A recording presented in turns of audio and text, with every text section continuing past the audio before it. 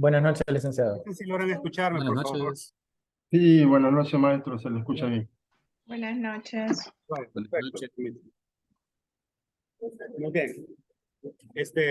Tal vez alguien de ustedes pueda hablar para ver si lo escucho bien. Buenas noches, maestro. Vaya, permítanme. Buenas noches, maestro, ¿está bien? Problema.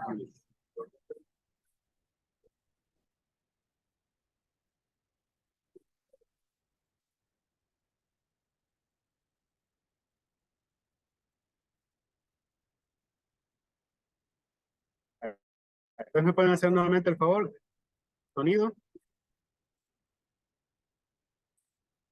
Hola, hola, hola. Buenas noches. Buenas noches. Está directo entonces. Permítanme. Bueno, muy bien. En esta tercera sesión del diplomado es importante señalarles que por razones del tiempo y por temas ajenos a la voluntad nuestra, ¿verdad? Nos tocó prácticamente la semana anterior tener que posponer las dos últimas sesiones de este diplomado. Sin embargo, pues ahora lo retomamos y vamos a continuar, vamos a justo donde nos quedamos, ¿verdad? Que era precisamente en la exposición de algunos de ustedes, los que están pendientes aún de realizar las diferentes resoluciones, las diferentes sentencias de la Corte Interamericana que le fueron asignados a ustedes respecto de determinadas temáticas que están relacionadas en este diplomado, que están siendo objeto de estudio. Así que en la anterior ocasión pasaron los alumnos Senia Abigail Sierra de Molina, la licenciada Catherine Milena Guerra, también pasó el licenciado Irving Romero, la licenciada Carla Larios y la licenciada Cecilia Cepeda. Así que estamos pendientes con el resto. Me dice ahí en el chat, aparece, ingeniera, que la persona que aparece como René Parada es la licenciada Julia Escobar. Tal vez se puede modificar, dice. Muy bien. Entonces, dicho lo anterior, a efecto de poder darles toda esa oportunidad, pues, y tener todo el tiempo que tenemos asignado, poder continuar con las exposiciones. Nos dice el licenciado John Zelaya que sí puede iniciar. Así que si no hay ningún problema por el resto de los que aún faltan, pues con todo gusto, licenciado Zelaya, pues el tiempo es suyo. Puede comenzar. Sí, buenas noches a todos y todas. ¿Se escucha? Sí, ¿Me escucha, maestro? Muy buenas noches. Muy bien. Voy a compartir pantalla en este momento y me disculpo también porque me encuentro en una cafetería. Estoy en una capacitación de 3 días en San Salvador por mi trabajo, entonces he tenido que salirme de la actividad. Sin embargo, permítame. A mí me correspondía, licenciado y compañeros, hablar un poco sobre el caso de la Asociación Nacional de Cesantes y Jubilados de la Superintendencia Nacional de Administración Tributaria, como lo ven en la diapositiva, contra el Estado del Perú.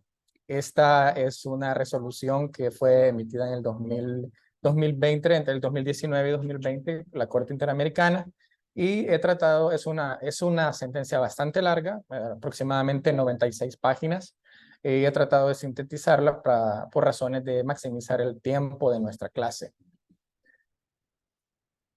Bueno, hablemos un poco sobre los hechos, lo más sintetizado posible, y es que la sentencia de 1991, que a la fecha de la presentación ante la Corte Interamericana de Derechos Humanos habían transcurrido 23 años. En 1991, ¿qué sucedió? Sucedió que queda firme una sentencia que daba favorable el beneficio de 703 integrantes de la Asociación Nacional de Cesantes Jubilados, que a ese momento se habían acogido a un decreto con el cual ellos podían hacer un retiro voluntario y tenían ciertas prestaciones al respecto, como por ejemplo su pensión y las nivelaciones de pensiones con relación al salario que tenían en ese momento de la jubilación.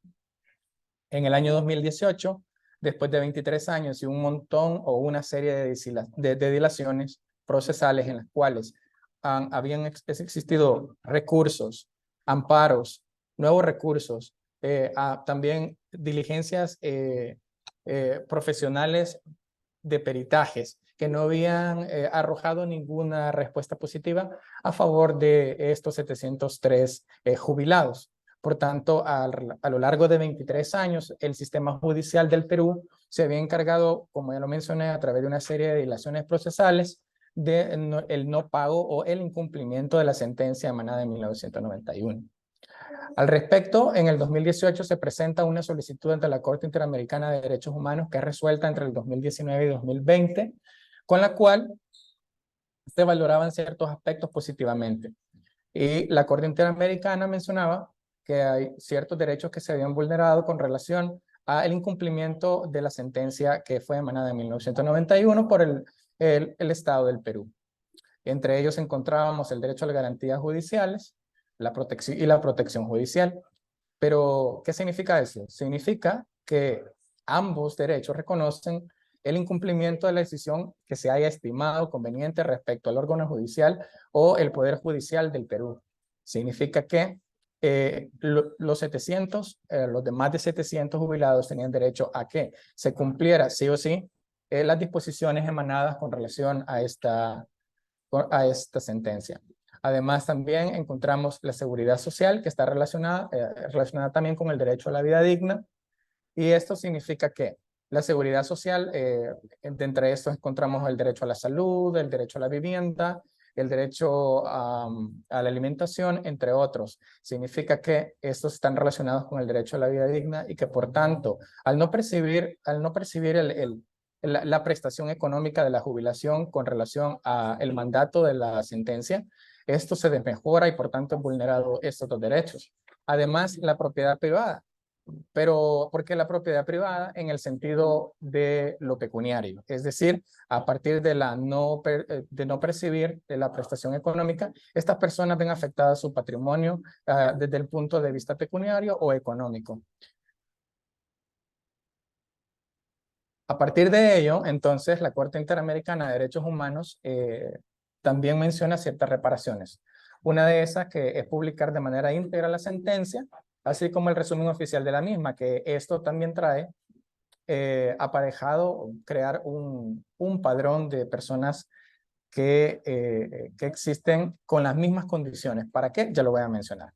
Además de esto, realizar un acto público de reconocimiento de la responsabilidad, que la mayoría de los estados lo tiene. Por ejemplo, nosotros, en el caso del Mozote, también fue una reparación que era necesario hacer. Además de esto, la garantía de no repetición, que tiene que ver con el levantamiento del padrón que les mencioné hace un momento, donde se pueden analizar o identificar personas que tengan las mismas circunstancias de los jubilados que han presentado los diferentes medios de garantía de sus derechos, para que no se vulneren nuevamente esos derechos en nuevas personas. Aparte de esto, que es lo más importante, que es como el fondo de la razón por la que estas personas jubiladas, retiradas voluntariamente, interpusieron el recurso o la garantía judicial, es la indemnización compensatoria. Significaba de que el Estado del Perú tenía que pagar a estos más de 700 personas demandantes, no solamente la cantidad equivalente a lo que le corresponden, sino que también tenían que incurrir en el pago de los gastos realizados durante 23 años. Aparte también tenían que pagar lo que en el derecho civil le llamamos como el lucro cesante, es decir, todas aquellas ganancias o situaciones de favores favorables para las personas que fueron interrumpidas a consecuencia de que no se prestó o no se brindó el derecho que les correspondía. Ahora, respecto a las medidas de satisfacción, la medida de satisfacción entre la que a mí me llama más la atención y que me gustaría más hablarles es sobre el resumen oficial de la sentencia, que fue publicado en el Diario Oficial del Perú. Esto que hace principalmente conocido para toda la nación del Perú el caso, y pues esta ha sido una muy breve análisis de la sentencia. Maestro, quedo a disposición de sus preguntas o sus comentarios. Los compañeros igualmente. Muchas gracias.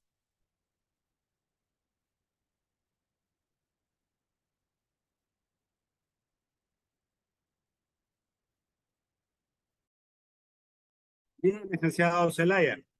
Usted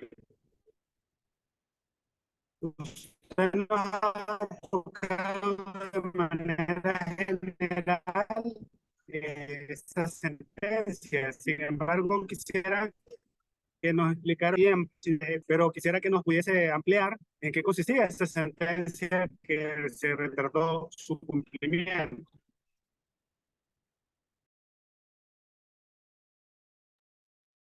No sé si me escucha, maestro. Hola, no sé si me escucha, maestro, en este momento. Hola, maestro, compañeros, ¿se escucha? ¿Perdón? Quiero saber si se escucha. Sí, se escucha. Bien, es que tenía interferencia hace un momento. La sentencia de 1991 consta en que el Estado del Perú le dictaba precisamente a que se hiciera efectivo el pago de pensiones para 703 jubilados que estaban exigiendo el pago de sus compensaciones a partir de un decreto de retiro voluntario que fue emanado en el Perú en ese momento.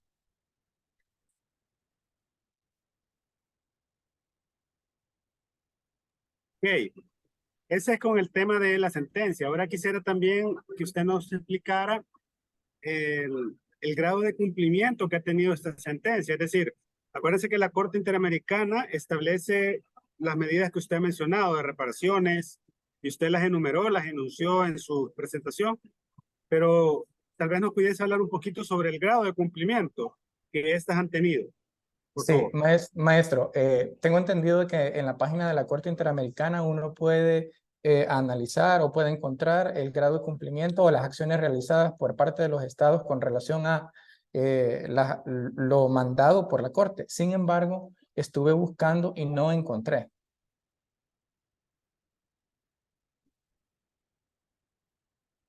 Ninguna información. Estuve buscando información y no, bueno, me limité únicamente a buscar en la página de la Corte Interamericana. Ok, muy bien. Bueno, a efecto de redondear esa idea, quiero mencionarles que esto es un aspecto bien importante porque, como toda sentencia, recordemos que cuando una persona plantea una pretensión en un tribunal, ya sea nacional o internacional, lo que busca esa persona es obtener una sentencia favorable. En principio eso es lo que busca, pero no podemos olvidar que no es suficiente obtener la sentencia, sino que se debe cumplir esa sentencia. Entonces, aquí entramos al aspecto central que nosotros como abogados conocemos, que la facultad de administrar de justicia implica juzgar y además ejecutar lo juzgado.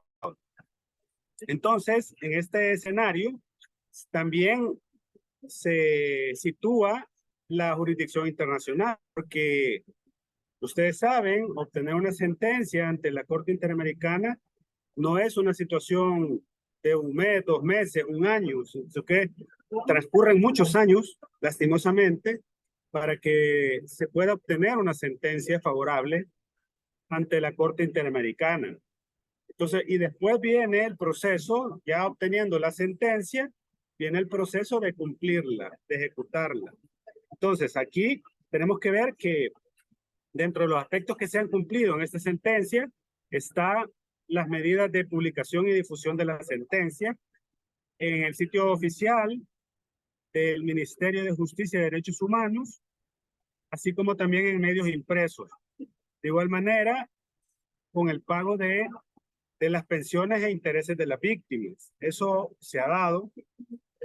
Y en el aspecto del daño inmaterial que se causó y el reembolso de las costas y los gastos procesales. No obstante, la sentencia aún no se da por cumplida plenamente porque faltan temas como la atención médica gratuita, el tema propio de la implementación de un programa social de educación financiera, que es muy importante en este caso, en el contexto central en el que se dio este caso, y la realización de ese acto público de reconocimiento de responsabilidad. Y básicamente la Corte Interamericana ha buscado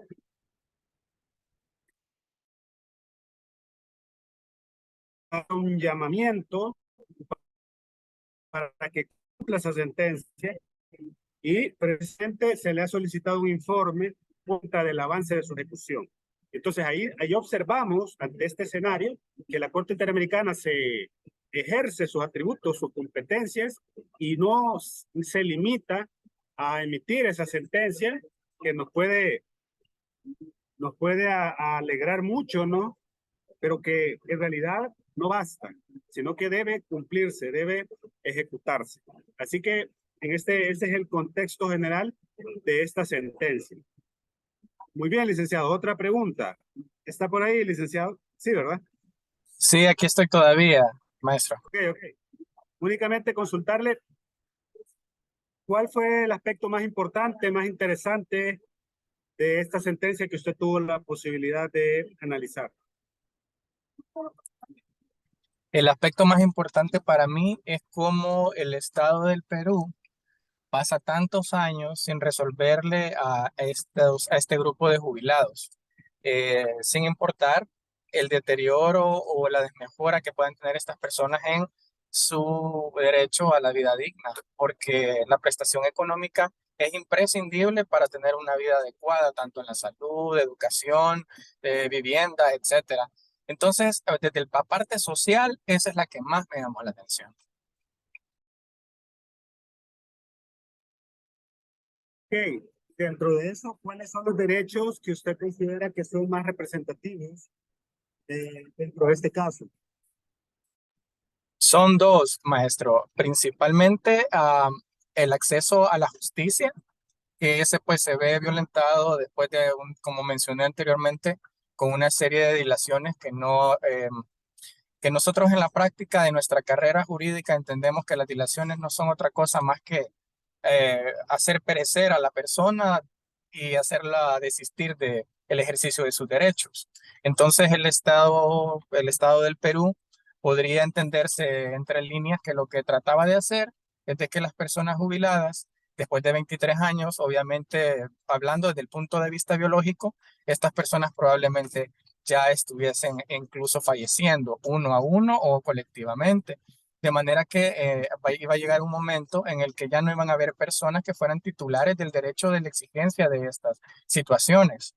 Por tanto, el acceso a la justicia es uno de los importantes y el otro para mí es que es imprescindible, es el derecho a la vida digna, que para mí es el derecho más importante personalmente, a pesar de que los derechos no tienen categorías ni tienen rangos.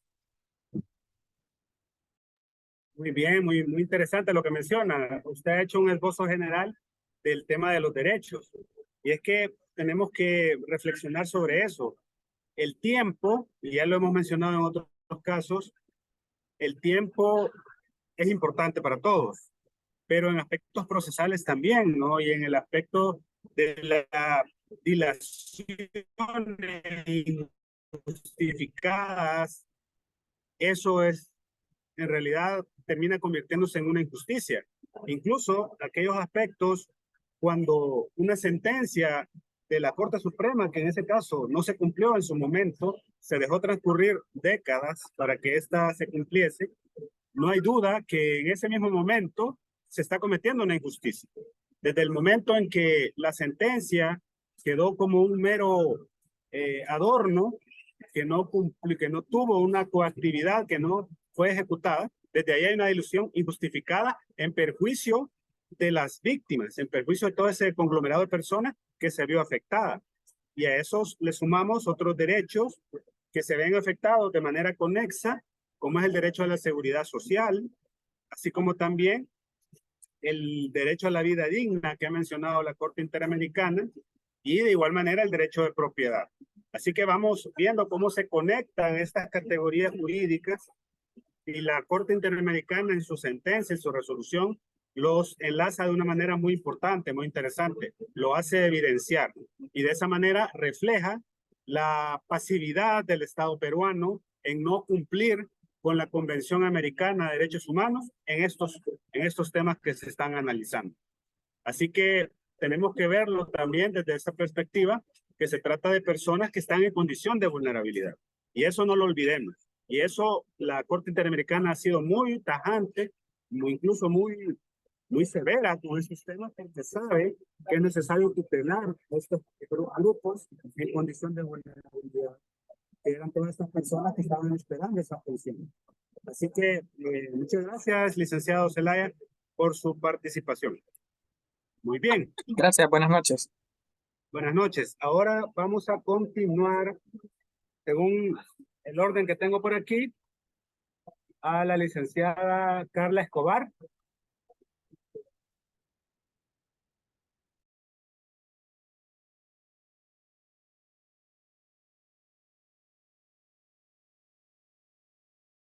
Si gusta, Máster, en lo que la compañera se conecta, porque en algunos lugares está lloviendo, puedo iniciar mi intervención. Julia Escobar. Hola.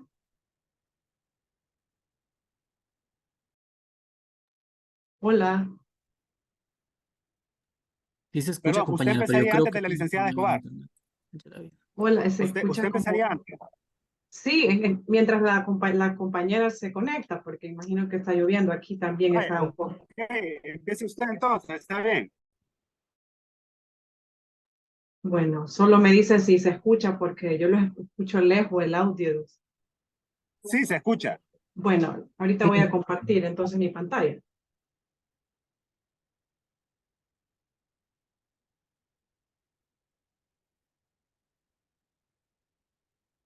Me indica si la pueden visualizar. Sí, se visualiza. Perfecto. El caso es Caso Jiménez López versus Brasil. Se llama Damián o Damián en nuestro idioma, Jiménez López versus Brasil. Esta es la foto de él para que tengamos una imagen de la persona que se ve involucrada en los hechos.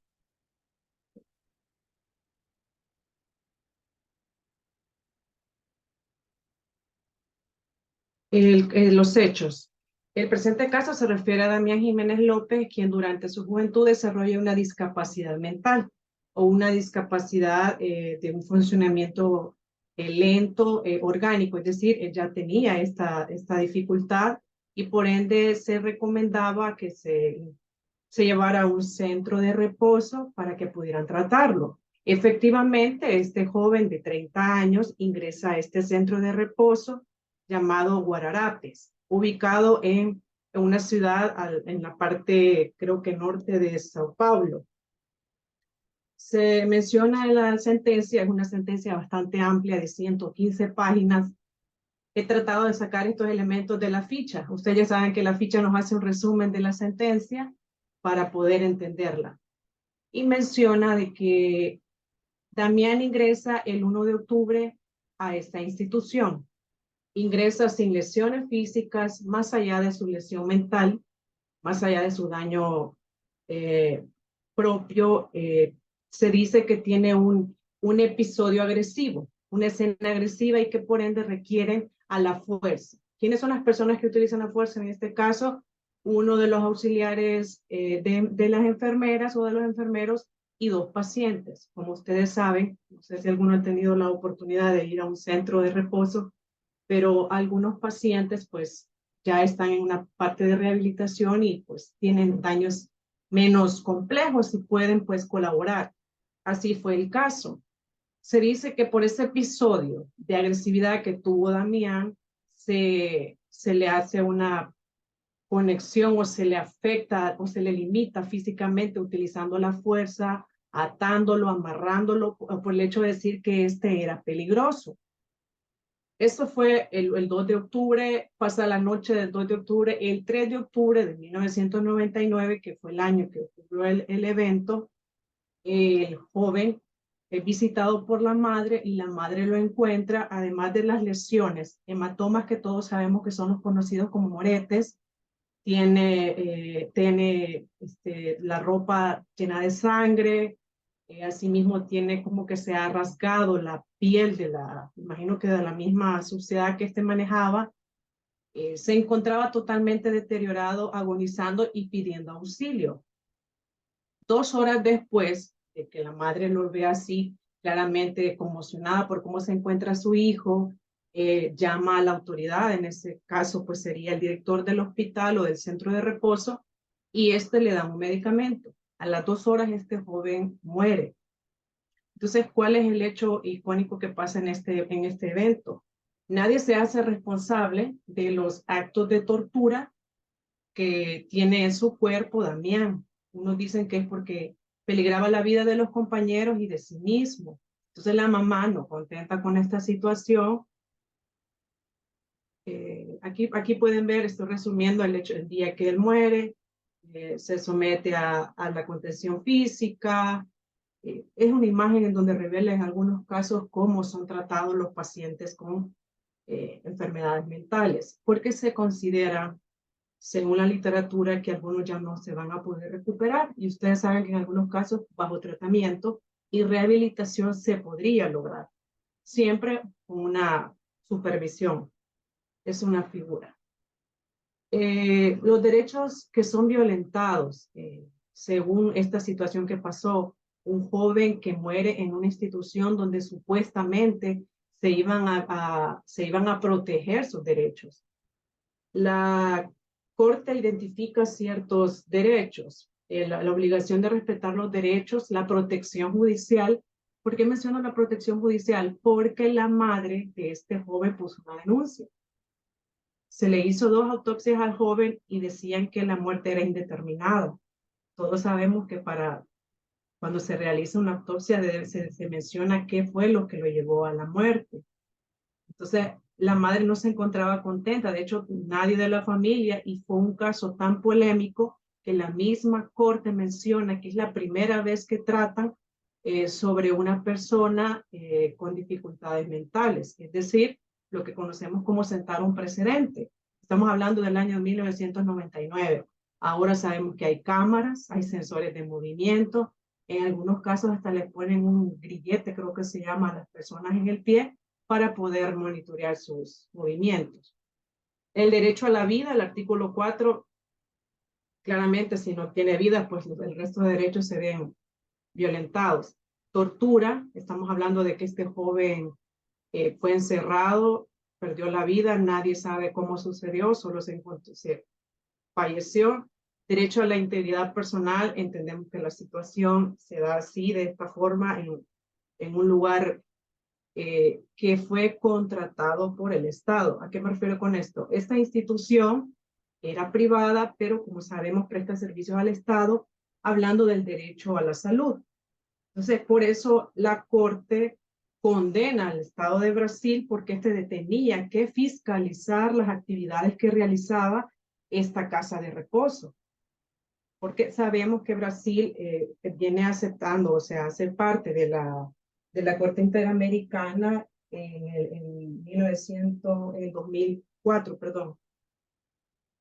El caso se somete en el 2004, pero la Corte en el 98, perdón, Brasil acepta la competencia contenciosa de la Corte y por ende pues se ve sometido al cuestionamiento de ello, un año antes de que pase el acontecimiento. Estos son los derechos que se ven vulnerados. Y también encontramos siempre en la misma sentencia, aunque parezca no creíble, los familiares. La hermana de la víctima comenta que tenía meses de haber dado a luz y que fue tanto el problema psicológico que quedó en la familia que varios de ellos perdieron el trabajo por la depresión. La muchacha no pudo darle lactancia a su bebé porque estaban aturdidos por el episodio que habían vivido. De hecho, la misma corte indica que se debe de que el Estado brasileño debe de pagar una cantidad de dinero a cada miembro de la familia. ¿Por qué? Porque estamos viendo que son afectaciones indirectas. Ya no podemos hacer nada por Jiménez López, porque él ya murió. Pero ¿qué pasa con esos daños para el resto de la familia y los posibles pacientes que lleguen a este centro o a otros centros? Entonces, estos son algunos de los derechos. Aquí ya vienen los elementos procesales. Procedimiento ante la comisión. Ustedes saben que para que la Corte conozca tenemos que seguir ciertos pasos, agotar todas las instancias previas. La madre acude, a las instituciones internas de Brasil. Brasil no responde, la comisión conoce y da un plazo para que, pues, verificar qué es lo que tiene que decir el Estado. Este plazo pasa, admite el informe de fondo, luego decide que si hay elementos para que conozca la Corte. Desconozco en sí, Máster, como la estructura que tiene la Corte para cuando ya admite un caso, pero en toda la sentencia lo que pude observar es que se habla de años de diferencia en cuanto a resoluciones, en admitir, en revisar las pruebas, verificar si estas pruebas son pertinentes al caso, al punto de que la última resolución o la última revisión de esta sentencia fue en el 2021. Y estamos hablando de que el hecho fue en el 99. Si nos damos cuenta, ha pasado una cantidad de tiempo sumamente considerable. Entonces, estos son elementos que creo que todos los compañeros han visto el tiempo que pasa en cada resolución. Estos son los elementos de la comisión. Luego, la fecha de la remisión del caso a la Corte fue el 1 de octubre del 2004. El petitorio presentado la demanda en este caso con el objeto de que la Corte decidiera si el Estado violó los derechos consagrados en los artículos que mencioné anteriormente. Derecho a la vida, a la integridad personal, los derechos a la justicia, puede decir, a lo que se refiere, y en su caso a la salud, también tenemos los derechos de las víctimas o el derecho de los familiares en su relación. Aquí menciona que pues la Corte admite el caso y va a conocer de este y va a verificar si efectivamente Brasil fue violador de los derechos del joven Jiménez López. Y el análisis de fondo. Brasil hace un reconocimiento parcial. Prácticamente yo esto lo considero como un abreviado. Es decir, sí, asumo que tenemos parte de culpa, nosotros aceptamos los hechos de la demanda relacionados, pero hasta cierta parte. Y la prevención para reparar las condiciones que permitieron ocurrir tal incidente. Es decir, Brasil se da cuenta de que hay una laguna en la capacitación de estas personas. ¿Por qué? ¿Qué tipo de personas son las que están tratando a los pacientes con discapacidades mentales? De hecho, esa es una de las órdenes que da la Corte, que necesitan capacitarse para poder tratar a estas personas, además de los elementos que ya sabemos que se publiquen en el diario oficial. Otra de las obligaciones que recomienda la Corte es investigar a fondo cómo ocurrieron los hechos, qué fue lo que sucedió, por qué no se encontró en sí o sintetizada una forma de cómo murió Damián, cuál fue el origen de la muerte, fueron los elementos de tortura, o fue el medicamento que se le dio para que se tranquilizara, o el hecho de que, o incluso la madre en su testimonio dice que lo encontró con partes de excremento en el cuerpo. Si esta persona consumió eso, todos sabemos que es dañino. También tenemos, no obstante, la Corte considera pertinente analizar ciertos aspectos relativos a la violación de los derechos consagrados en el artículo 4 y 5 de la Convención en el presente caso, ya que esta es la primera vez, lo que les mencionaba, que el tribunal tenía la oportunidad, es decir, la oportunidad de hacer algo, de marcar la historia y hacer algo diferente para este tipo de personas. Sabemos que las personas con discapacidad mental están dentro de los grupos vulnerables. ¿Por qué? Porque son personas que no pueden valerse por sí mismas y necesitan de la protección reforzada del Estado. Es una tarea que tiene el Estado. La Corte considera que todo tratamiento de salud dirigido a personas con discapacidades mentales debe tener como finalidad principal el bienestar del paciente y el respeto a su dignidad como ser humano. En el presente caso, la dignidad de Damián fue afectada, por ende perdió la vida, no se le consideraba que era una persona que podía reinsertarse a la sociedad, poder trabajar o poder hacer algo por sí mismo, porque se consideraba ya que era un elemento que tenía que sacarse de la sociedad y reclutarse en un lugar. Y pues la familia, como ya sabemos, también se vio afectada. El señor López se le sujetó aquí hace mención de la Corte de los hechos que saca de los relatos que menciona la familia, de los relatos que menciona la parte testimonial, que fue entre las personas que testifican, 2 pacientes que salieron de ese mismo centro. Tenemos también a la madre que vio de primera mano cómo encontró a su hijo, a sus 2 hermanos, y pues la otra parte de la moneda sería el médico o el director del hospital, que él menciona que desconoce qué fue lo que le provocó la muerte. Así que esa es como la laguna que considera esta. Y especifica que el Estado debe continuar desarrollando un programa de formación y capacitación para el personal. Esta es una de las medidas o lo que la Corte declara. Son 5 medidas. Declara que el Estado debe garantizar un plazo razonable para el proceso interno, lo que mencionaba el máster, lo de los tiempos, que el Estado debe publicar en un diario oficial, lo hizo, que el Estado debe continuar desarrollando formación y capacitación. Este es uno de los elementos que pueden ver en la pantalla. Capacitar al personal, puede ser de salud, el personal psicoterapeuta o multidisciplinario, que hoy todos sabemos que no necesariamente deben de ser del área de salud.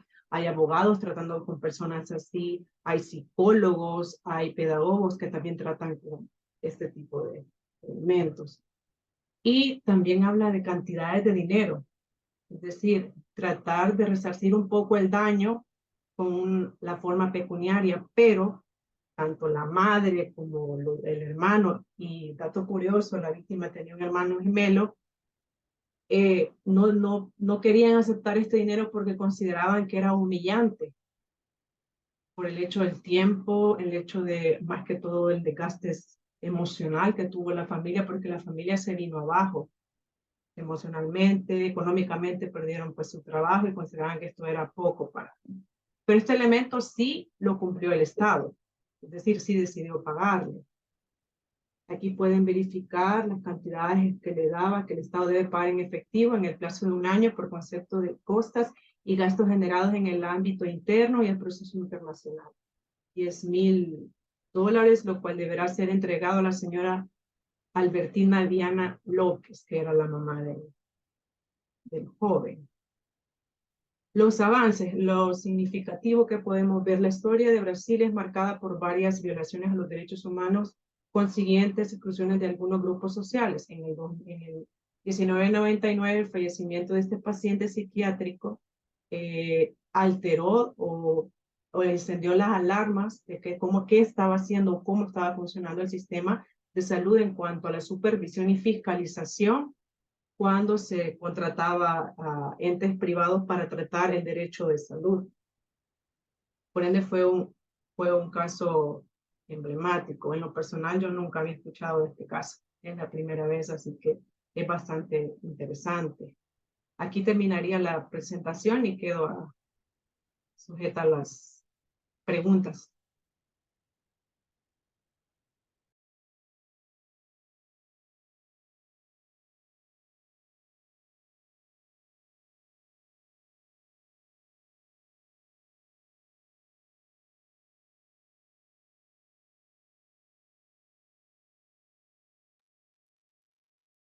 Bien, licenciada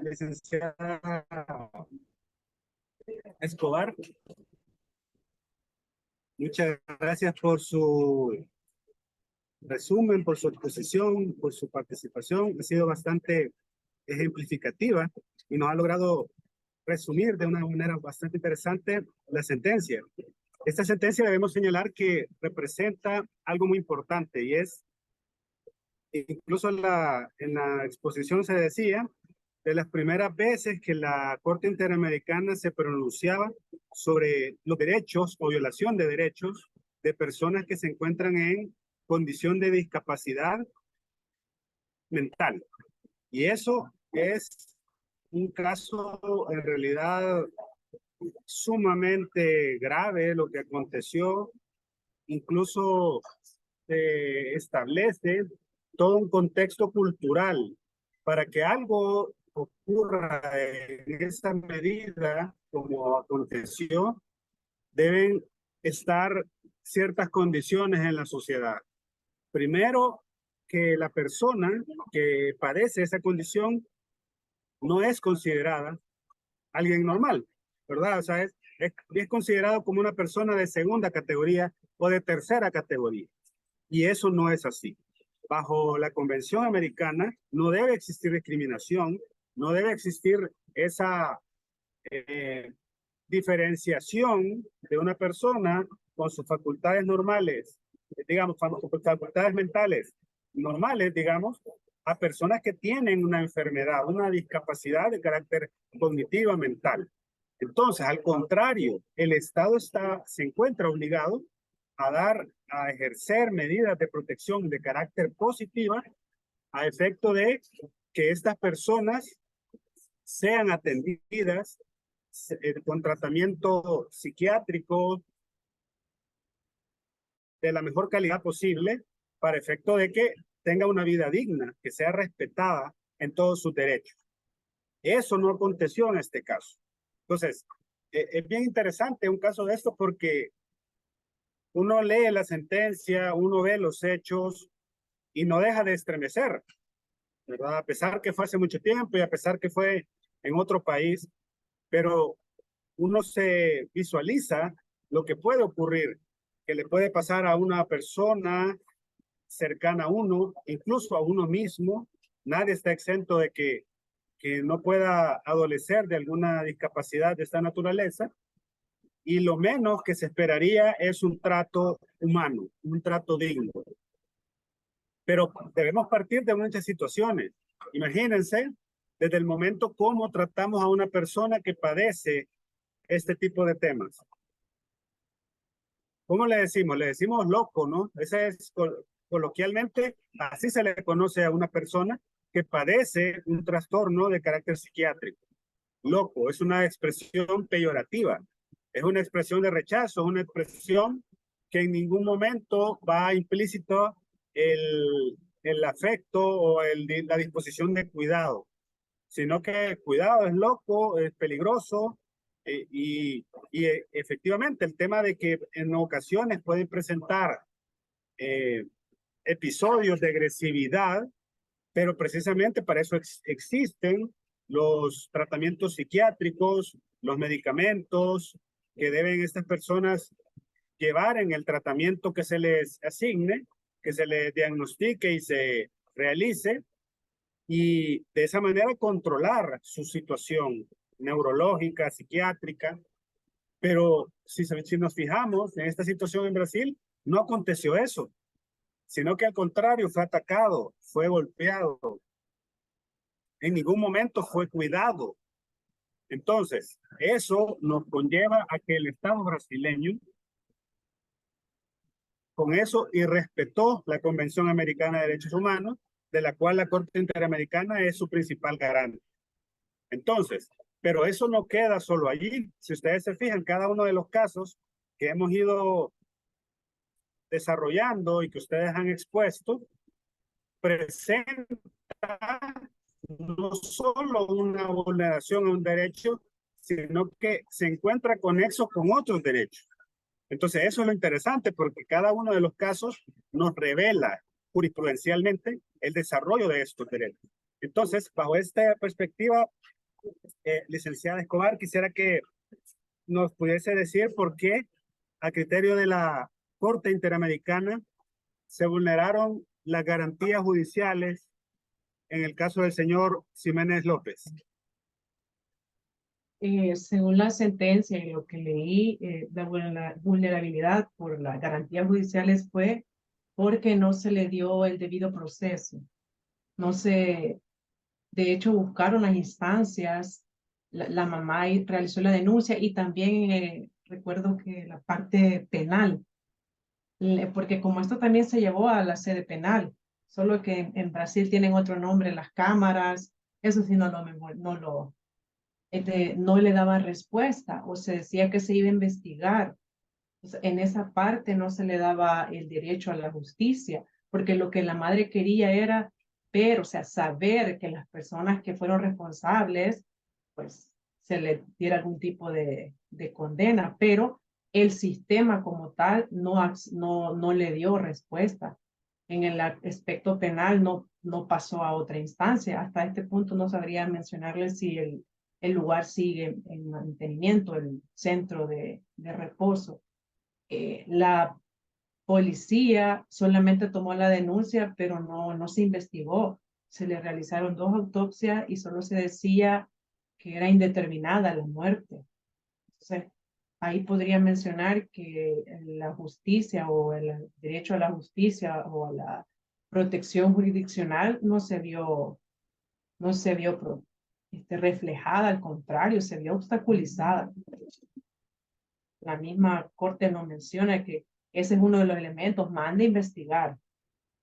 Incluso en el 2021 le manifiesta y le dice al Estado de Brasil que por favor siga investigando, porque dentro de todas las supervisiones de las sentencias que ha tenido, el cumplimiento de ellas, en ninguna ha cumplido esa parte. ¿Por qué será? Entonces, no saben cómo, no hay documentación. Entonces, eso es lo que podría aportar en cuanto a la acceso a la justicia.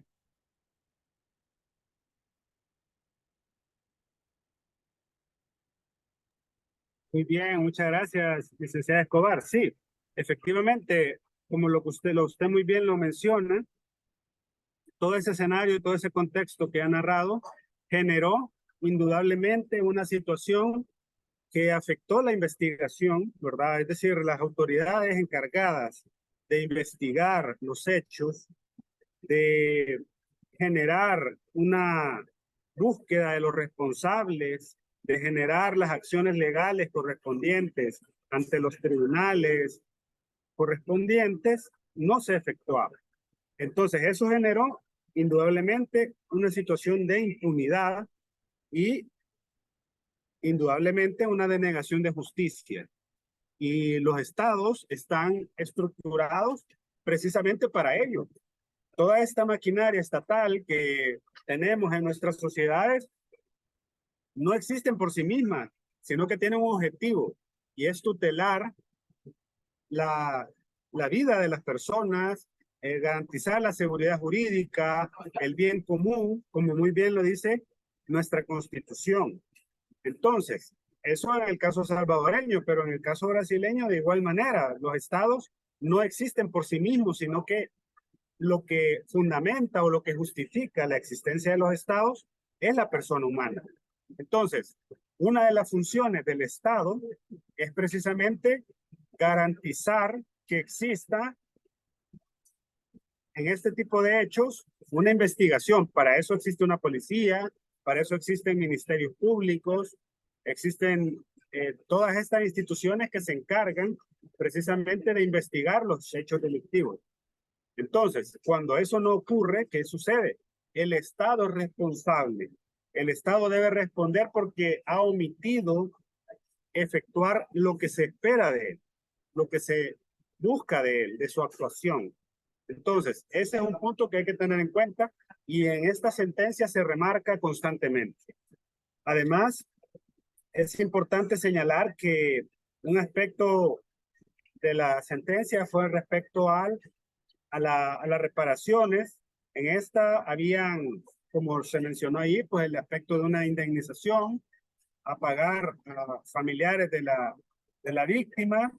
También el hecho de que se estableciera todo un mecanismo para garantizar asistencia psicológica y psiquiátrica a los familiares, ¿verdad? Y a las personas que estuviesen relacionadas con programas de salud mental.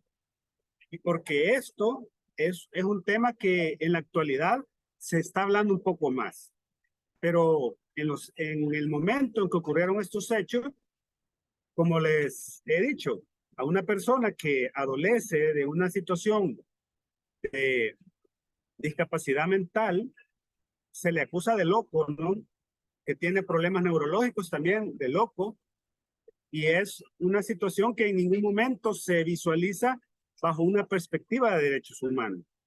Afortunadamente, como yo también les he mencionado, los derechos humanos no solo implica que exista una norma que esté protegiendo el derecho, sino que también debe existir un cambio cultural.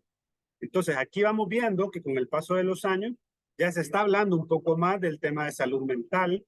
Se debe, por parte también del Estado, generar políticas públicas que se preocupen por la salud mental de los ciudadanos, de las personas, de todas estas seres humanos que se encuentran en estas condiciones, incluso no llegando a niveles psiquiátricos, sino que desde la psicología misma. Hay muchos países que tienen unas altas tasas de suicidio, y es precisamente porque en mucho de eso existe un descuido de la salud mental de las personas. En algunos países desarrollados existe una mayor atención y la persona puede en algún momento estar deprimida, y eso no es motivo de burla, sino que es motivo al contrario, es motivo de una preocupación por parte de las entidades estatales, a efecto de garantizar que esta persona logra recuperarse, que esta persona logre tener un tratamiento que le permita salir de ese estado. Porque no es una situación, basta con que yo me mentalice a salir de la depresión y ya salí. No, tiene que haber, precisamente para eso existen profesionales que tienen los conocimientos necesarios para tratar este tipo de situaciones. Y ya no sería cuando pasa a un nivel psiquiátrico, donde la situación es más grave aún, es más grave. Entonces, este escenario, estas sentencias nos reflejan la necesidad de los cambios sociales, de esos cambios sociales necesarios desde la perspectiva de que estas personas son integrantes de un grupo en condición de vulnerabilidad. Y nosotros, como personas que amamos y que nos gustan los derechos humanos, debemos estar siempre pendientes.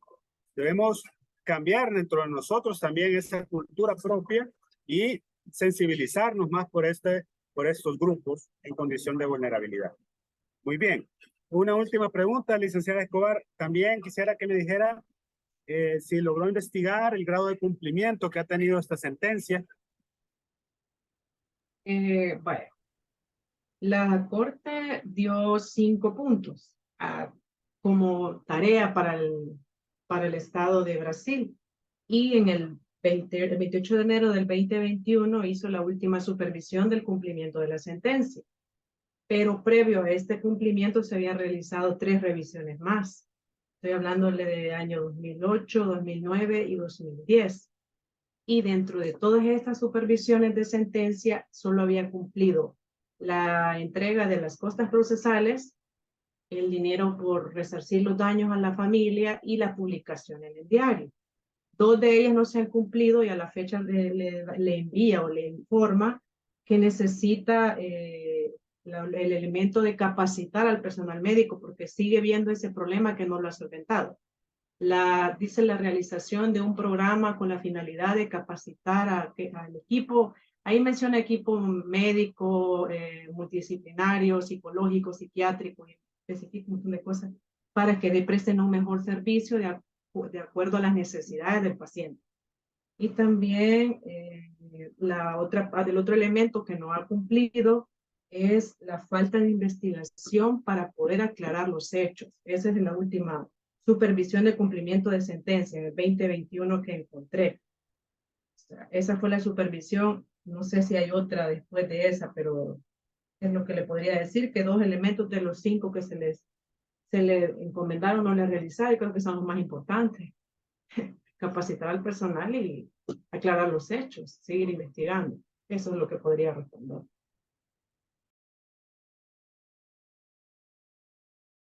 Ok, muy bien, muchas gracias, licenciada Escobar. Aquí, como vemos, dentro de situaciones, obviamente, hay unas que son obviamente parte integrante de la situación que originó la denuncia, todo el trámite ante el sistema interamericano, y fue uno de los aspectos más complicados, fue la falta de investigación, ¿verdad? Porque eso también trae conexo todo el aspecto propio de, por ejemplo, de la prescripción de acciones penales que puedan suceder, porque se deja pasar el tiempo. Imaginémonos un caso, bueno, en este caso que era de 1999, se deja pasar muchos años sin investigar y luego pasan otros tantos años ya en la investigación de la Corte Interamericana y hasta que al final se hace una sentencia. En todo ese tiempo puede ocurrir que las acciones penales, por ejemplo, pudiesen prescribir en algunos supuestos. Entonces, también es importante tener en cuenta este tipo de situaciones que se pueden generar por la falta de investigación. Y entonces, el tema de las garantías judiciales es sumamente necesario y es absolutamente reprochable para los estados que no tutelen este tipo de garantías, precisamente por todos los efectos que eso tiene, ¿verdad? Porque si ocurre el hecho, si lamentablemente el hecho ocurre, pero existe una investigación pronta, inmediata y con la intensidad necesaria para alcanzar la verdad, de esa manera el Estado está cumpliendo su misión. Pero si no lo hace, tenemos situaciones como las que estamos analizando. Así que hay que poner mucho ojo a eso y mucha atención, porque en muchos casos los estados no ejercen esa función, ya sea por uno u otro motivo. En algún momento puede ser por falta de eficacia de las instituciones, en algún otro momento puede deberse a que no se investiga un hecho por tratarse de una persona que tenga determinada relevancia política, económica o social, etcétera. Y eso tampoco es motivo para que no exista esa investigación. Así que hay que estar muy atentos siempre a todos estos aspectos y pues le agradezco, licenciada Escobar, por su intervención. Ahora vamos a continuar. Parece que queda también el caso de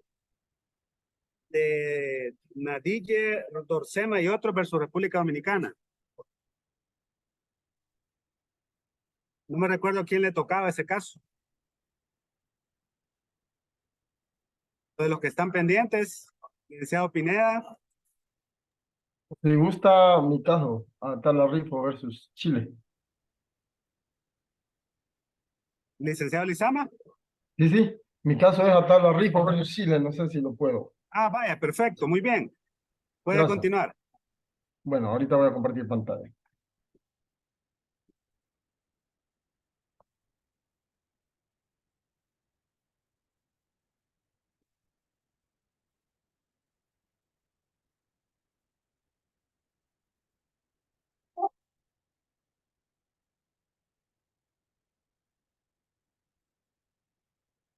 Me indican si se ve, por favor.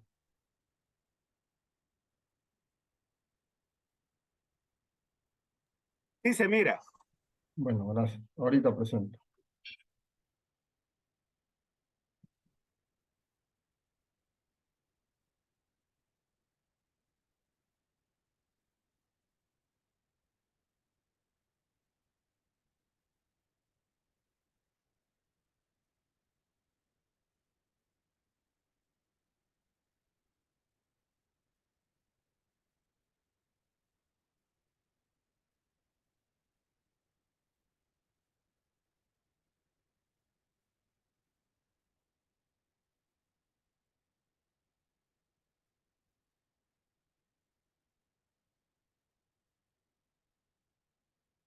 Bueno, buenas noches, maestro. Buenas noches, compañeros. ¿Me escuchan? Sí, ¿verdad?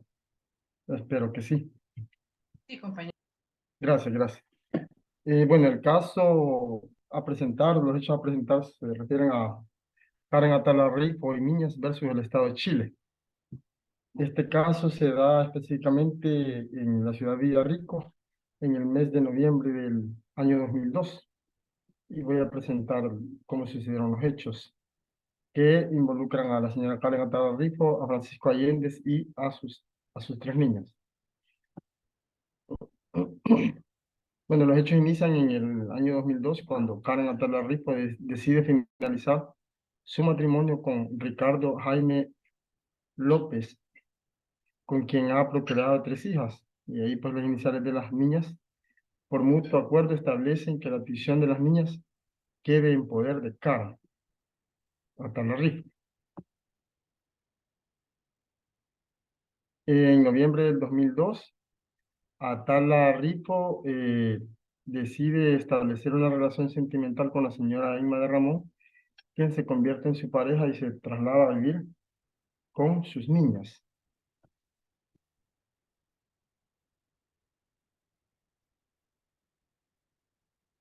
Eh, el padre de las niñas, en enero del 2003, interpone una demanda en la ciudad de Villarrico para quedarse con el cuidado de las niñas, luego que se da cuenta pues que la señora Emma Atala Rifo tiene una relación sentimental con la señora de Ramón. Y entonces decide pues interponer una demanda y demanda que fue rechazada en octubre del mismo año.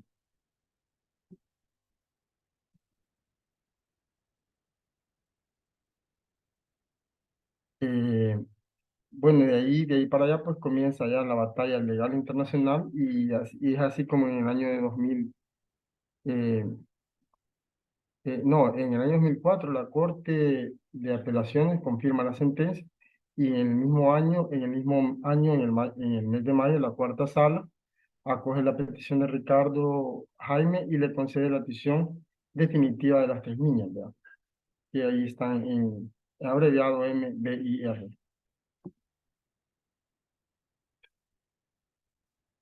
Pues entonces luego, pues después de reconocer esa resolución, pues empieza digamos, la situación con fundamentos internacionales y se presenta la petición por parte de Karen Atala Rico ante la Comisión Interamericana de Derechos Humanos en el mes de noviembre del 2004. Y se le informa 4 años después la admisibilidad, ¿verdad? En julio, específicamente en julio del 2008, la admisibilidad de el caso. Y en el mes de diciembre del 2009, pues se le da un informe de fondo al caso.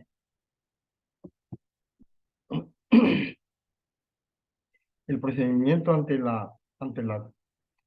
la Corte Interamericana de Justicia, luego de pasar por la Comisión Interamericana, esta solicita a la Corte que declare la responsabilidad internacional del Estado de Chile por la violación de los artículos 11, 17, 17.4, 19 y 24 en relación al artículo 1 de la misma convención.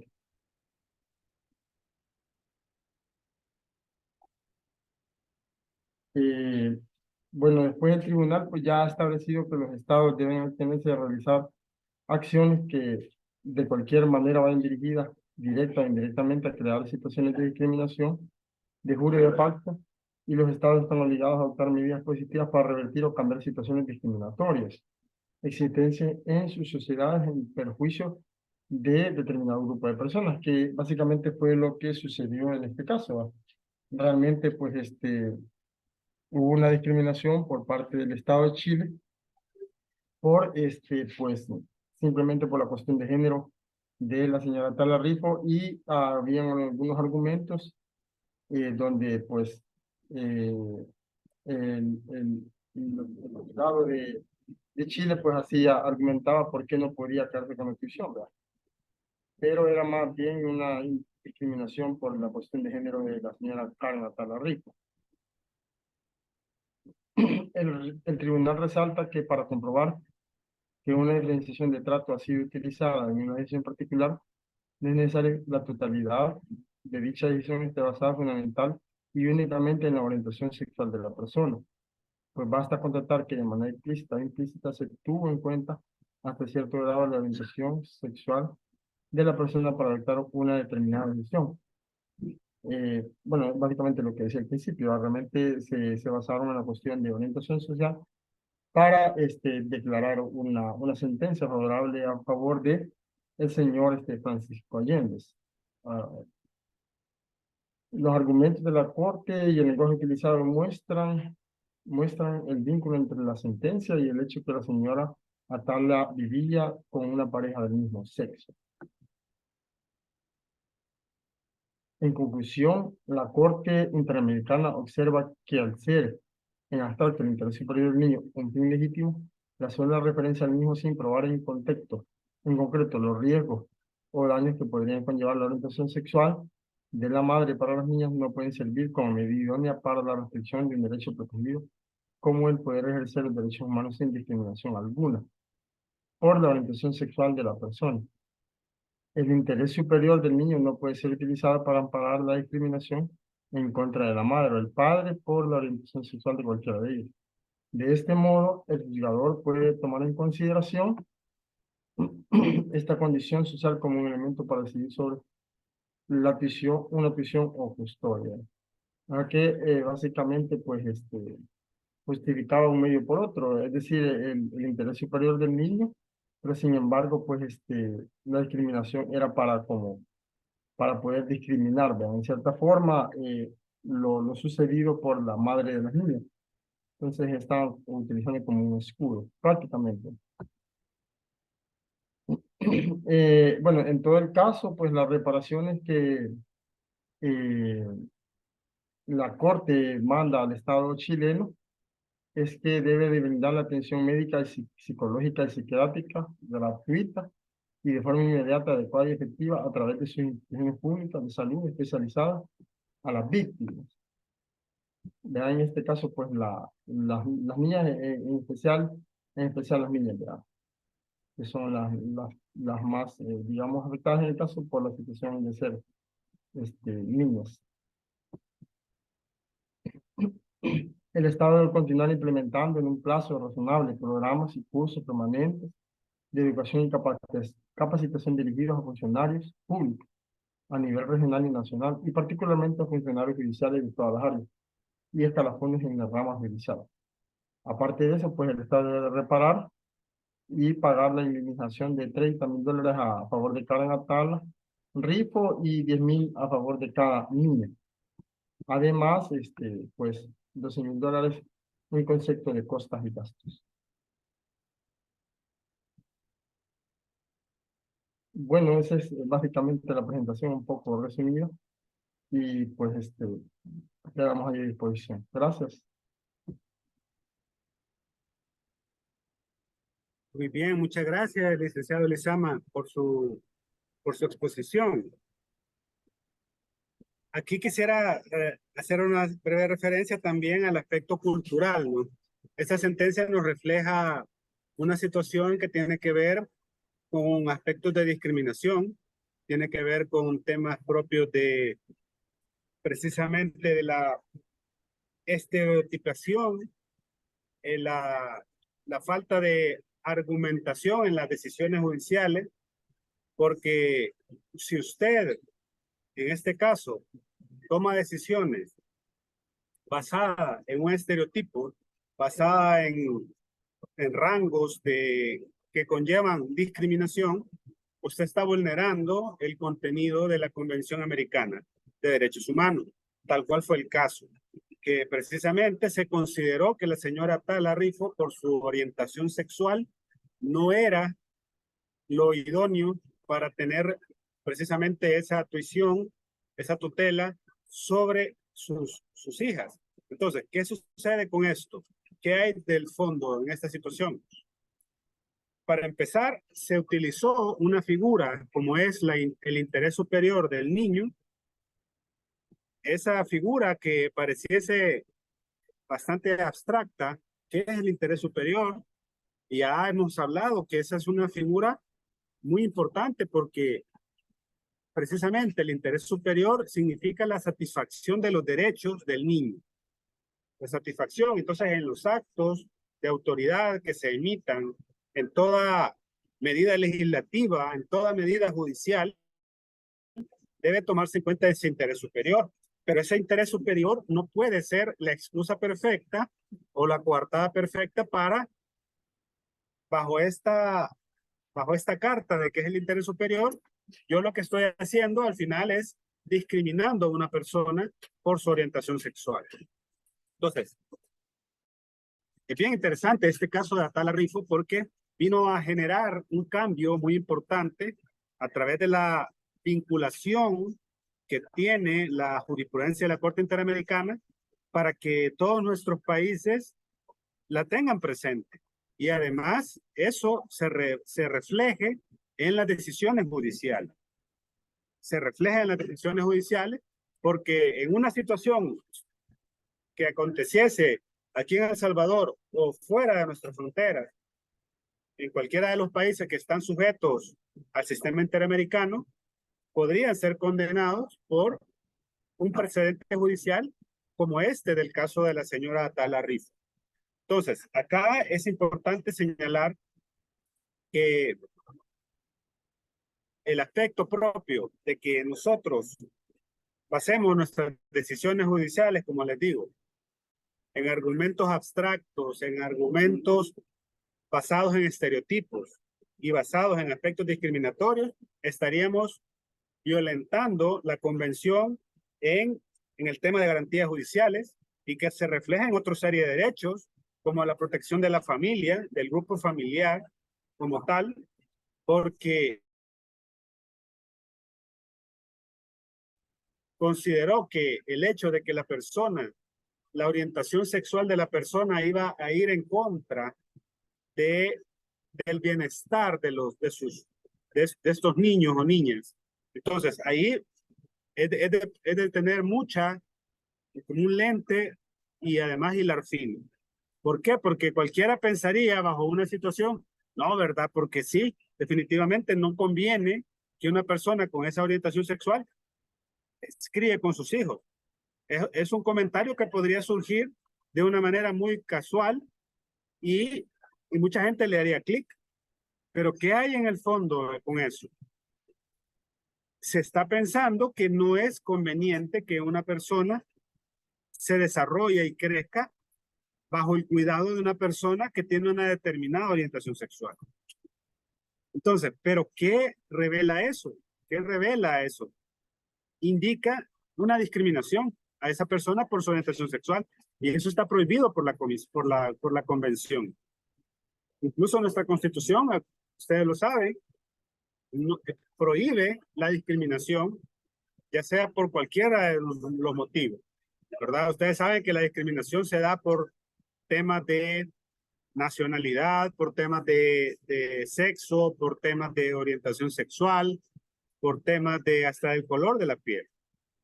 Entonces, todos estos aspectos que nuestras sociedades han tenido muy fuerte, se busca con este tipo de sentencias ir contraculturalmente, porque ese dato está siempre ahí presente, ese dato social de que no es lo mejor para un niño, pero eso en realidad tienen que verse otros factores, no la orientación sexual de la persona. Se podría visualizar, por ejemplo, el carácter, si es una persona irascible y los agrede a los niños, por ejemplo, a las niñas. Ahí sí, está bien porque hay una situación que hay que tutelar, hay que proteger a los niños, a las niñas. Pero no se está haciendo relación al tema de la orientación sexual de una persona. Y ese que es un ámbito protegido por la convención. Entonces, aquí debemos señalar un aspecto importante porque tiene que ver con contextos. En el caso concreto, el proceso duró más de 5 años también. Eso, el factor tiempo, lo hemos hablado, tiene muchísima relevancia y con más énfasis, con mayor impacto cuando se trata de temas de derecho de familia. No olvidemos eso. También el tema de que fueron sentencias emitidas sin una correcta motivación. Y la motivación de las resoluciones judiciales también es parte de la protección de las garantías propias que tenemos como ciudadanos, que también se reveló en ese caso. Y bueno, aquí ya después de esa contextualización y comentarios, quisiera preguntarle al licenciado Lizama, ¿en qué grado se ha cumplido esta sentencia? Fíjense que realmente no, digamos, en la cuestión de la sentencia no hay. Sin embargo, en otras páginas que ya hacen referencia al mismo caso, y especialmente con cuestiones de género, según no se ha cumplido la sentencia en ninguno de esos países. Ok, muy bien. Bueno, debo señalarles unos aspectos. En este caso, es bien importante mencionar que Chile, o sea, ustedes saben que el hecho de que un estado sea condenado bajo la Corte Interamericana tiene un impacto jurídico, político, relevante, ¿no? Entonces, hay países que se toman más en serio que otros estos temas, y Chile ha sido una notable excepción, ¿verdad? Es decir, se ha preocupado por el cumplimiento de las medidas de reparación que se establecieron. Entonces, esto es importante porque según la Corte Interamericana, en el año 2017, la sentencia fue en 2012, ¿no? En el año 2017 ya se había cumplido con las medidas de reparación. Entonces, eso refleja de parte del Estado chileno un compromiso por el cumplimiento del sistema interamericano y además preocupado por el respeto de los derechos dentro de su territorio. Entonces, aquí todas esas medidas como el pago de indemnización, el restituir la tutela de la señora Atala Rifo, que también se realizó, el implementar programas de capacitación relativos a derechos humanos, así como también generar aspectos que sensibilicen a los operadores jurídicos en temas de no discriminación para todos estos funcionarios y además modificar su normativa interna para prevenir y sancionar esa discriminación por orientación sexual. Eso fue cumplido por el Estado chileno y eso indudablemente también implicó una disculpa pública, un pronunciamiento estatal, de un perdón público a la señora Atala por la vulneración a los derechos que fue víctima esta señora. Entonces, básicamente, la Corte Interamericana dio por concluido el caso Atala Rifo, precisamente porque el Estado chileno dio un cumplimiento total a las medidas de reparación que fueron ordenadas en su momento. Así que es importante reconocer eso, que el Estado chileno ha tenido esa ocasión. Muy bien. Y también la licenciada Escobar nos menciona algo interesante, y es que precisamente, como ella lo dice, el derecho de familia tiene el caso de Atala Rifo como fuente y definitivamente es uno de los casos paradigmáticos, de los casos más importantes, más relevantes que se tienen, porque es muy rico en temas de no discriminación y en todo este contexto que hemos hablado. Así que muchas gracias, licenciado Lizama, por su participación. Y bueno, me dicen quién más falta de los compañeros. Yo, maestro, yo falto. Ok, licenciado Pineda, es su turno. Puede comenzar. Ahorita comparto pantalla, maestro.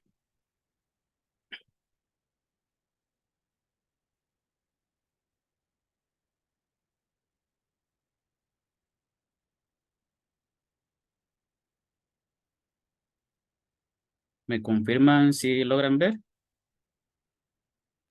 Sí, licenciado. Sí, compañero. Sí, se mira. Ok.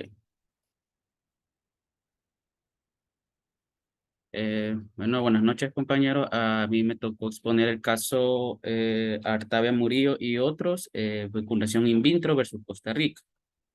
En este caso tenemos 9 víctimas en las cuales cada una de ellas tenían problemas para tener hijos, para formar su familia, ya sean por casos médicos, ya sean por casos de accidentes laborales. Bueno, ellos son las víctimas. En los hechos de este caso se relacionan con la aprobación del decreto ejecutivo dictado el día 3 de febrero de 1995, emitido por el Ministerio de Salud de Costa Rica, el cual autorizaba la práctica de la fecundación in vitro para parejas conyugales y regulaba su ejecución en su artículo 1 del decreto ejecutivo, ¿verdad? Que regulaba técnicas de reproducción asistida entre cónyuges y establecía reglas para su realización. La fecundación in vitro fue practicada en Costa Rica entre 1995 y el año 2000. En ese lapso nacieron 15. La fecundación in vitro practicada en Costa Rica entre 95 y 2000 y el 7 de abril, se presentó una acción de inconstitucionalidad contra dicho decreto, utilizando diversos alegatos, principalmente el Poder Ejecutivo de Costa Rica mencionaba sobre el derecho a la vida, ¿verdad? Violación al derecho a la vida, en particular por el hecho de que no todos los embriones que se fertilizan eran implantados, es decir, que los demás como que se eliminaban, ¿verdad? El 15 de marzo del año 2000, la Sala Constitucional de la Corte Suprema anuló por inconstitucional el decreto ejecutivo. 9 parejas presentaron una petición, que fueron las víctimas que les presenté anteriormente, para que estas parejas se evidenciaran las causas de infertilidad. Cada una de ellas tienen sus diferentes tratamientos y diferentes problemas médicos.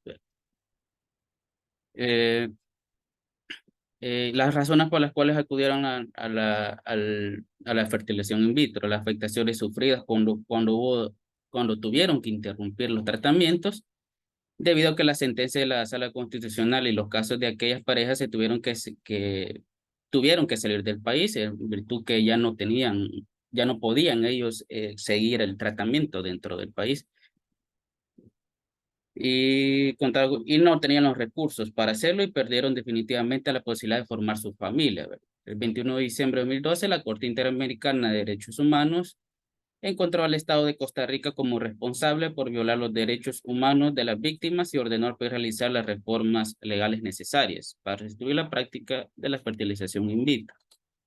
Dentro de los derechos violentados según la Convención Americana de Derechos Humanos está el artículo 1, obligación de respetar los derechos, el artículo 11, derecho a la honra y dignidad, el artículo 2, deber adoptar disposiciones de derecho interno, artículo 24, igualdad ante la ley, artículo 25, protección judicial, el artículo 27, protección a la familia, artículo 4, derecho a la vida, artículo 5, derecho a la integridad personal, artículo 7, derecho a la libertad personal y artículo 8 de la garantía judicial. Para este caso, la Corte Interamericana de Derechos Humanos dejó una serie de condiciones a modo de reparación que una de estas, el Estado deberá adoptar con la mayor de celeridad posible las medidas apropiadas para que quede sin efecto la prohibición de practicar la fecundación in vitro. Y para que las personas que deseen hacer uso de dicha técnica de reproducción asistida puedan hacerlo sin encontrar impedimentos. Otra es el Estado debe regular a la brevedad los aspectos que considere necesarios para la implementación de la fecundación in vitro y debe de establecer sistemas de inspección y control de calidad de las instituciones o profesionales calificados que se desarrollen este tipo de técnica. El Estado debe incluir también la disponibilidad de fecundación in vitro dentro de su programa y tratamiento de infertilidad en sus atenciones de salud. Otra reparación más que el Estado debe de brindar a las víctimas atención psicológica gratuita y de forma inmediata, hasta por 4 años, a través de instituciones estatales de salud especializadas. Y el Estado de implementar programas y cursos permanentes de educación y capacitación en derechos humanos, derechos reproductivos y no discriminación dirigidos a funcionarios judiciales y de todas las áreas escalonadas de la rama judicial.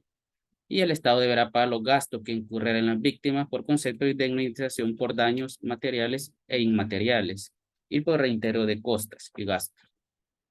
Hasta ahí mi presentación, maestro. Quedo a su disposición. Muchas gracias, licenciado Pineda. Este caso es bien paradigmático también, es un caso muy relevante que nosotros podemos advertir ciertas situaciones donde la misma síntesis de los hechos nos revela aspectos bien importantes. Una es el aspecto propio que existe de parte del Estado, una normativa que regula las técnicas de reproducción humana asistida. Entre ellas, ¿verdad?, está la fertilización in vitro y Costa Rica había emitido una norma en ese sentido. Y bajo este supuesto, pues vinieron unas personas que necesitaban esos tratamientos y lo realizaron. Pero se plantea una demanda de inconstitucionalidad que se denomina en ese país acción de inconstitucionalidad, y la Sala Cuarta de Costa Rica, que es la sala de lo constitucional de ese país, que regula el tratamiento de fertilización in vitro, es contrario a la Constitución. Entonces, aquí hay que tener en cuenta algo importante, y es que en Costa Rica está presente, está vigente el bloque de constitucionalidad. Entonces, los tratados internacionales de derechos humanos comparten supremacía con la Constitución, y en caso de incluso de contradicción entre una y otra, prevalece el Tratado de Derechos Humanos. Entonces, ese es un punto que no podemos obviar en este contexto del caso costarricense. Entonces, viene la Sala de lo Constitucional y declara inconstitucional ese decreto. Esa situación fue puesta de conocimiento ante finalmente la Corte Interamericana. Pineda, pues aparece toda una condena al Estado costarricense por vulnerar ciertos derechos de esta situación de la fertilización in vitro a todas estas personas que resultaron afectadas. Entonces, aquí uno se pregunta, ¿qué pasa acá? O sea, la Sala de lo Constitucional de un país o la Corte Constitucional o un tribunal constitucional son los encargados de la tutela última de los derechos fundamentales. Pero ¿cómo es posible que en este caso venga a ser condenado? Entonces es como paradójico. Sin embargo, hacia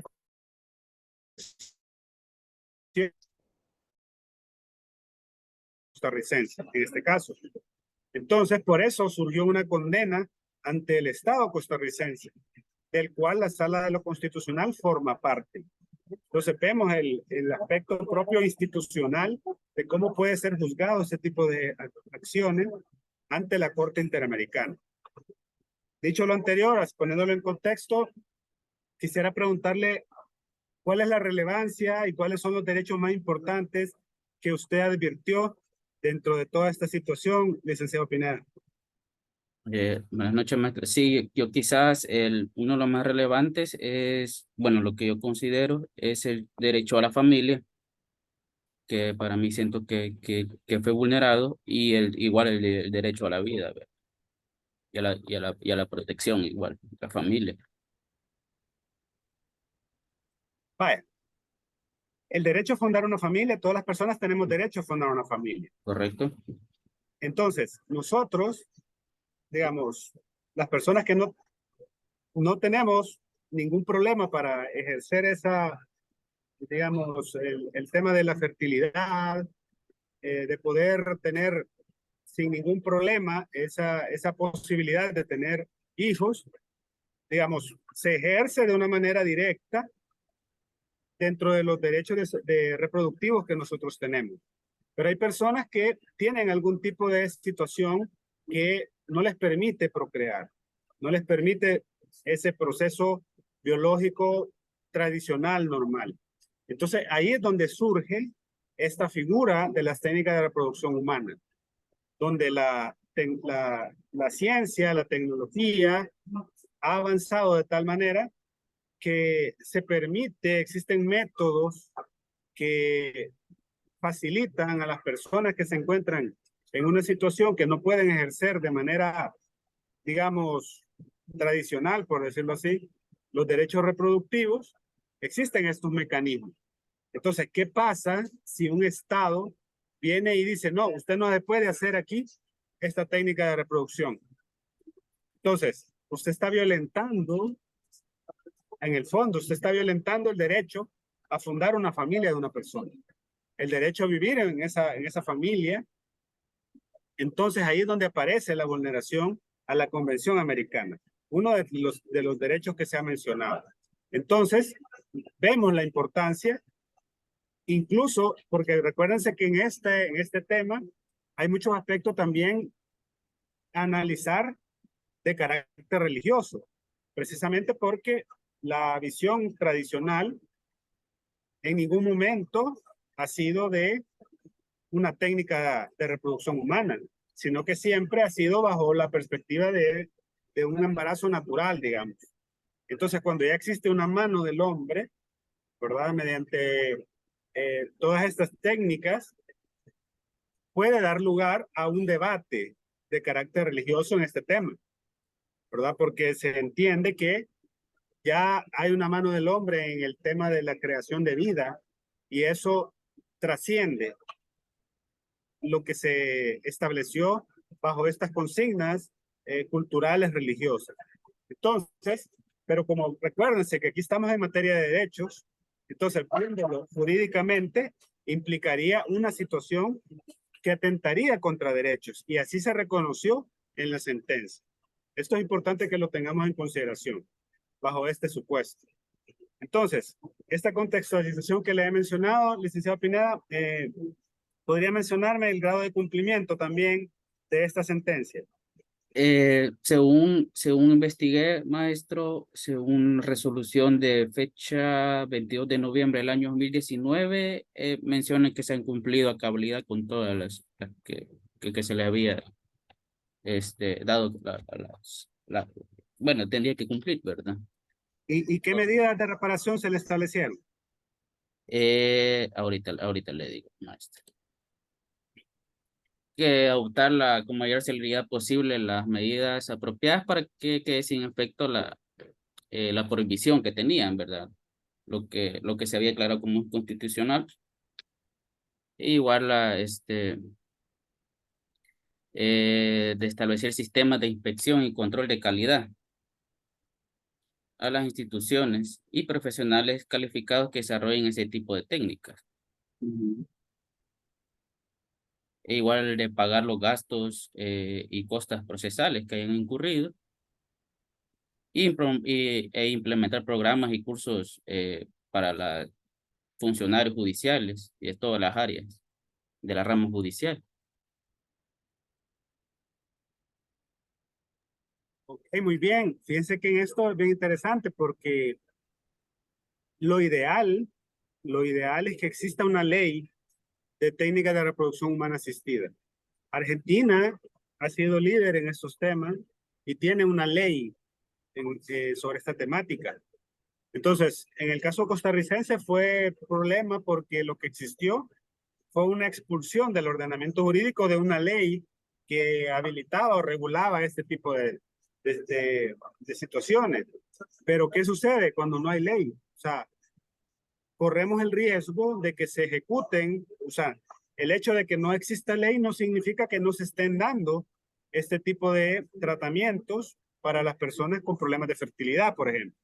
Claro que hay, claro que existen, pero el problema es que hay una inseguridad jurídica, hay un vacío sobre las consecuencias de todo el tratamiento y además del tema de la protección jurídica que debe existir dentro de todo ese proceso de fertilización hasta que finalmente aparece un nuevo ser. Eso son los riesgos que se corren precisamente al no existir esta ley. Entonces, lo ideal fuese eso. Nuestro país no ha existido hasta esta fecha, pues no tiene una ley de técnicas de reproducción humana. Sí han habido de repente algún debate, ¿verdad?, legislativo al respecto, pero no ha habido todavía una propuesta que finalice en un cuerpo normativo que regule tan importante temática, que es digamos, un aspecto pendiente que debe en algún momento retomarse para encontrar un mecanismo, porque es una situación que es de nuestros tiempos, ¿no? Hace 50 años a lo mejor ni se nos hubiese ocurrido, pero en esta época son temas que definitivamente deben tratarse. Y por eso, en ese momento, Costa Rica fue condenado y tuvo precisamente todos estos aspectos para modificar y tener en cuenta la relevancia de este tipo de situaciones en su ordenamiento. Muy bien. No sé quién más falta. ¿O ya estamos todos? Me parece que sí. Creo que con el licenciado ya terminamos. Muy bien. Ya prácticamente estamos en la hora final de nuestra sesión. Quiero agradecerles, ¿verdad?, por su estudio, por el análisis que se han hecho. Este taller jurisprudencial, por eso me parece a mí que ha sido bastante importante realizarlo, porque se buscó que ustedes pudiesen desarrollar sentencias paradigmáticas de la Corte Interamericana en materia de personas de adulto mayor, en tema de personas con condición de discapacidad, en casos que tengan que ver con mujeres y además de niñez y adolescencia, donde se refleja la importancia que la Corte Interamericana le ha dado a estos temas. Y era necesario que nosotros conociéramos y pudiésemos debatir, analizar, ver un poco a detalle estas temáticas. Y la mejor manera de hacerlo era precisamente de esta forma, que ustedes empezaran a investigar, que naturalizaran, que se acercaran a la forma de buscar la jurisprudencia interamericana y de igual manera tuviésemos este aspecto de compartir el contenido de las mismas. Y ya se los he mencionado, si queremos conocer derechos humanos, la mejor manera es leyendo sentencias de la Corte Interamericana. Esa es la forma que más llegamos al corazón del completo del tema de los derechos humanos. Así que quiero agradecerles antes de finalizar esta sesión, pues y pendientes pues para la próxima sesión del día jueves, siempre a esta misma hora, para poder continuar en la sesión final de este módulo. Así que les agradezco mucho. Pasen una muy buena noche.